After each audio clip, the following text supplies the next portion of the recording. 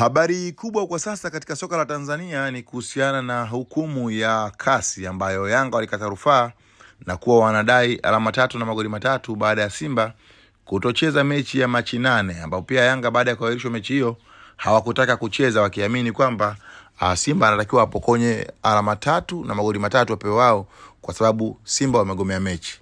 Tafsiri imekuwa tofauti baada ya kwenda kasi, na Yanga jana hukumu imetoka na Yanga wameshindwa na kutakiwa kufuata taratibu za ndani, kwa maana kuheshimu shirikisho la mpira wa miguu Tanzania TFF, bodi ya ligi, yani uwezo kukata rufaa nje kwenda kasi kabla hujafuata taratibu za ndani. So hoja zilikuwa mbalimbali, lakini mchambuzi wa soka Farhan Kiamu yeye ameeleza hoja 4 nzito ambazo Simba wameishinda Yanga pale kasi, ambazo walitakiwa kuzijibu. Farhan anaandika: mwanasheria wa Simba kwenye hoja ambazo ziliwekwa mezani kwake na Yanga, Simba wakaanza kugomea ombi la Yanga, request for stay, yani mchezo usipangiwe tarehe, kwa kuambia Yanga hawajafuata mchakato mzima wa kisheria ndani ya nchi. Alafu akasema kuna vitu ambavyo Yanga hawajavitimiza. Ufuatao ndio utetezi wa Simba kupitia mwanasheria wake uliochapishwa na CAS. 1.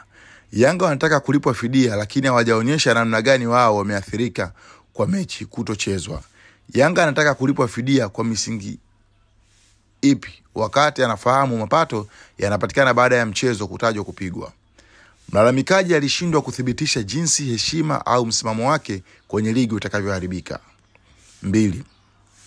Rufani ya Yanga haiwezi kufaulu kwa sababu CAS haina mamlaka ya kusikiliza ama kupokea rufaa hiyo, kwa sababu Yanga akufuata hatua ama vyombo vyote vya kisheria nchini kwa mujibu wa ibara ya 25(6) ya kanuni za ligi kuu. Lakini pia bodi ya ligi haikutoa barua ya maamuzi bali barua ya taarifa ya kiutawala. Yanga wanakatia vipi rufaa taarifa ya kiutawala? 3.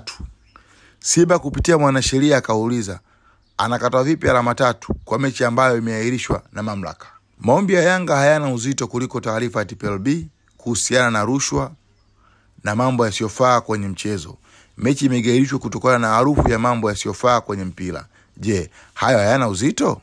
Mechi imegairishwa kwa mujibu wa ibara ya 34(1) za kanuni za ligi kuu. Hizi ndio zilikuwa hoja za msingi za Simba Sports wakajitetea kupitia mwanasheria na CAS walizopokea rasmi Aprili 5, 2025. Nini maoni yako kuhusiana na hatma ya kesi hii?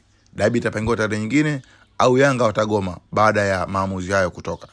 Hapa ni TV Sports Update. Mimi ndo Ramadhani Juma Mwondo, producer wangu ni Edwin TZA.